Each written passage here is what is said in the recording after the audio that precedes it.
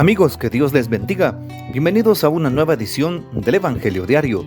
Estamos a viernes 12 de abril, en esta segunda semana del tiempo de Pascua. ¡Aleluya, aleluya! Cristo ha resucitado. Hoy celebramos y recordamos en la liturgia de la Iglesia a San Zenón de Verona, obispo. ¿Quién fue este gran santo? Zenón nació en Mauritania y fue a vivir a Verona, en donde fue obispo del año 362 al 372. Tuvo que enfrentarse a varios problemas por el paganismo todavía reinante y por el arrianismo y los desórdenes que se originaron en la iglesia de Verona. Tenía una buena preparación retórica y su estilo deja ver la influencia de los modelos africanos, tales como Apuleyo de Madaura, Tertuliano, Cipriano y Lactancio. Se conservan de él 16 sermones o tratados, largos estos, y 77 breves. Algunos son simples bocetos y unos pocos son auténticas copias. Los temas son los tratados en la predicación, la pureza de la doctrina trinitaria, la mariología, la iniciación sacramental, el bautismo, al que él admitía a los paganos solamente después de una cuidadosa preparación y un serio examen, y la Eucaristía, la liturgia pascual, las virtudes cristianas, sobre todo la humildad, la pobreza, la caridad y la liberalidad para con los pobres y los necesitados. En el Tratado 15, que la liturgia de las horas propone el sábado de la octava semana, se hace un interesante paralelo entre Cristo y Job. A Job se le quitaron todas las riquezas que tenía. Cristo, por amor nuestro, se privó de todos los bienes celestiales y se hizo pobre, para hacernos ricos a nosotros. El diablo mató con su furor a los hijos de Job. También el pueblo fariseo, en su loco odio, mató a los profetas, hijos del Señor. Job recuperó la salud de su cuerpo y sus bienes.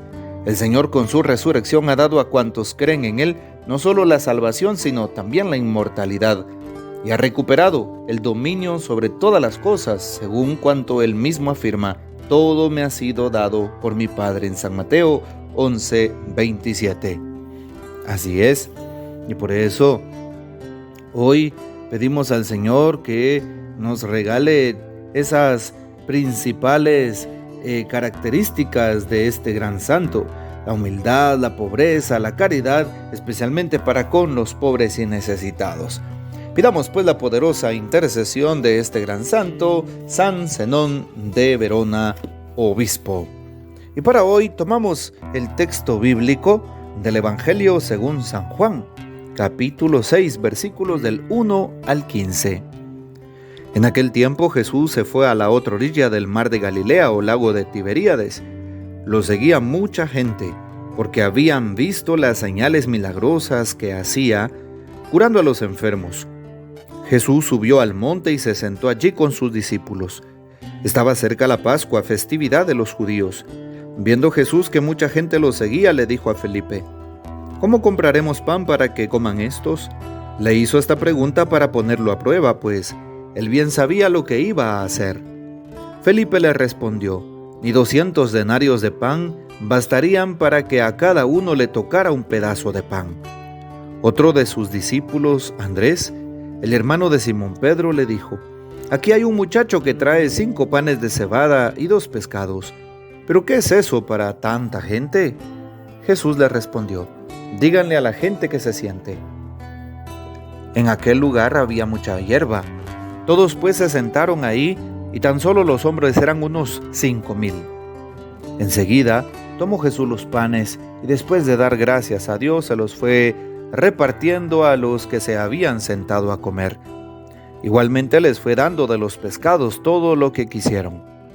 Después de que todos se saciaron, dijo a sus discípulos: recojan los pedazos sobrantes, para que no se desperdicien.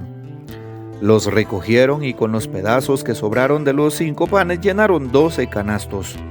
Entonces la gente, al ver la señal milagrosa que Jesús había hecho, decía: este es en verdad el profeta que habría de venir al mundo. Pero Jesús, sabiendo que iban a llevárselo para proclamarlo rey, se retiró de nuevo a la montaña él solo. Palabra del Señor. Gloria a ti, Señor Jesús. Bueno, nos damos cuenta cómo hoy en la primera lectura tomada del libro de los Hechos de los Apóstoles, capítulo 5, 34 al 42, se nos narra que había en aquel tiempo un fariseo llamado Gamaliel, que era doctor de la ley y claro, respetado por todo el pueblo. Delante del Sanedrín se levanta, ¿sí? Y pues mandó que hicieran salir a los apóstoles e interpela al Sanedrín en pleno, sin dudar, sin tener miedo.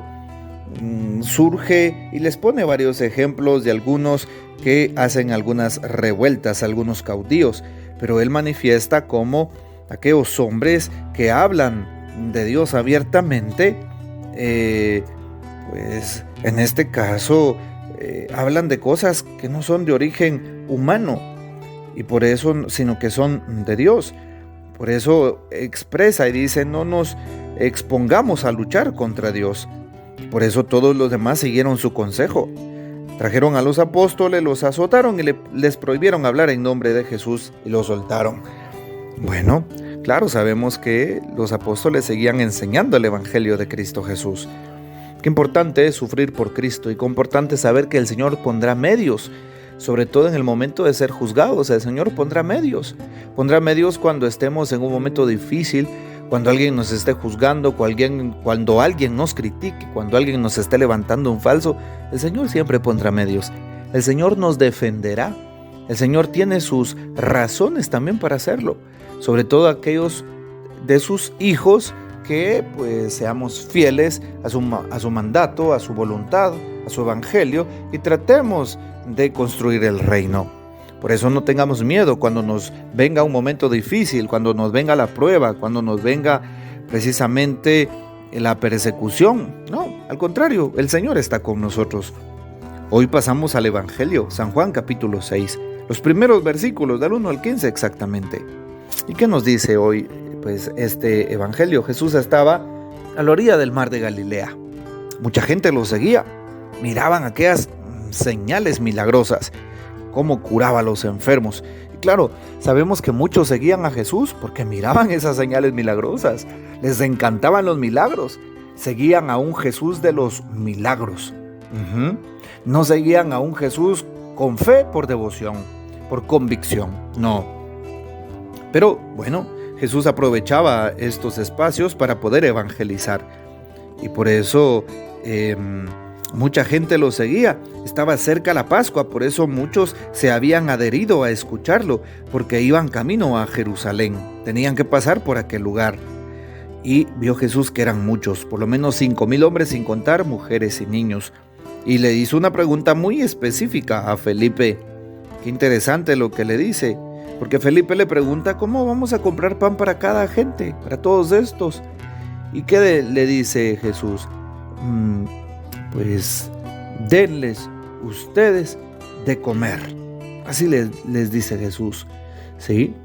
Qué interesante la propuesta que Jesús hace. ¿Sí? También hoy vale la pena saber que Felipe hoy le responde a Jesús: ni 200 denarios bastarían para darle pan a estos. Aquí hay y se le presentan un joven que tiene 5 panes y 2 peces. Jesús multiplica los panes, ¿sí? Y nos invita a nosotros a ser multiplicadores de la gracia de Dios para la gente, multiplicadores de las bendiciones, de los carismas de Dios, para compartirlos con los demás, con la comunidad, ¿sí? Y sin tener miedo. No tengamos miedo de dar al prójimo, no tengamos miedo de compartir lo que tengamos, sea material, sea un consejo, sea espiritual, no. Compartamos sin temor alguno nuestras riquezas, compartamos lo que tenemos. Nunca nos vamos a quedar pobres, nunca nos vamos a quedar sin nada. El Señor jamás nos va a desamparar. Su divina providencia estará tocando a la puerta, así como se oye.